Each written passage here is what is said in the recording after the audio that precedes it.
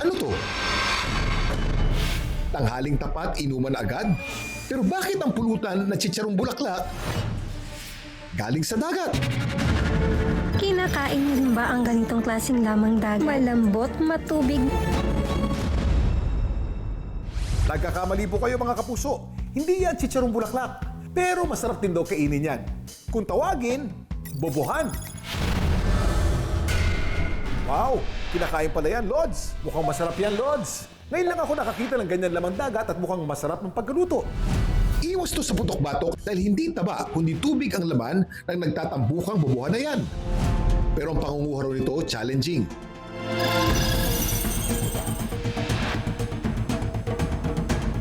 Ang kakaibang lamang dagat nahuhuli raw sa islang ito sa Balabac, Palawan, kung saan ang tribong naninirahan mga kapatid nating Muslim.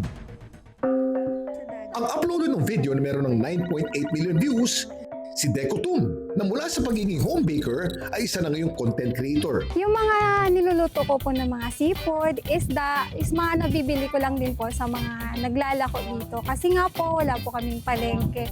Kung ano lang po yung huli ng mga mangingista dito, sa tribo po namin, kinakain po talaga ang bobohan. Hindi naman po bawal manghuli ng bobohan.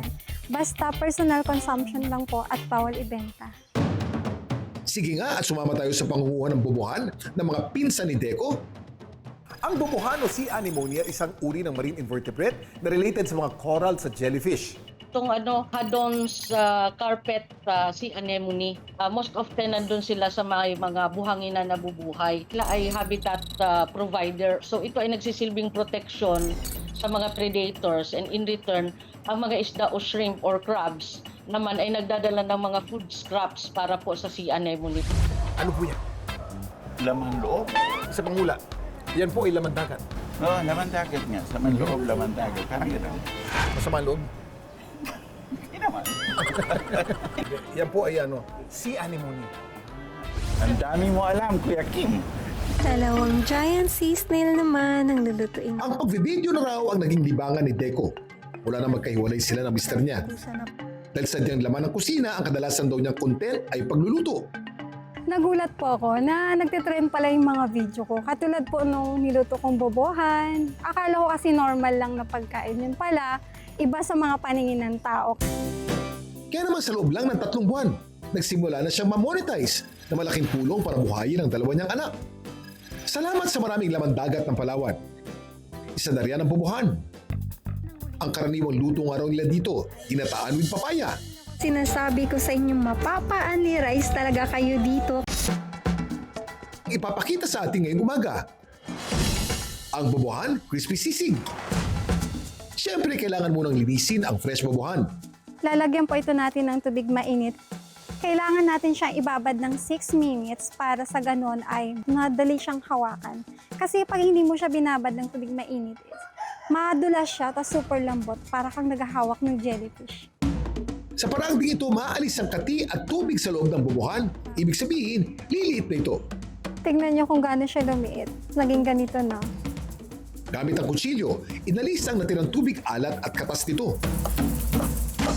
Yan, kapag ganito na po yung itsura, okay na ito. Unang pinrito ang bobohan hanggang sa maging crispy na parang chicharong bulaklak. Luto na to. At dahil sisig nga yung luto natin dito, slice po natin siya sa maliliit. Sa bowl, pinaghalo ang sibuyas, mayonnaise, chopped bobohan, toyo, kalamansi, sili, paminta at pampalasa. Ayan, halo-haloin natin. Diretso na sa kawali. Ang bango.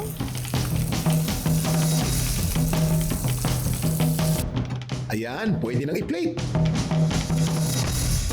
Sino mag-aakala ng sisig na ito gawa sa isang uri ng laman dagat?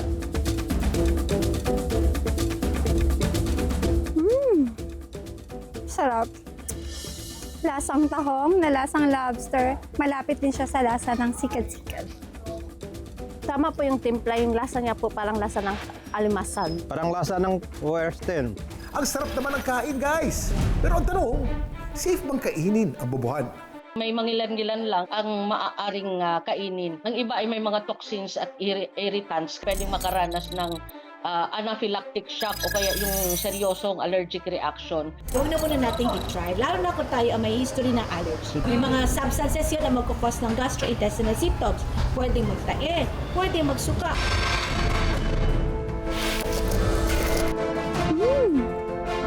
Sarap. Dami mong alam, Kuya Kim.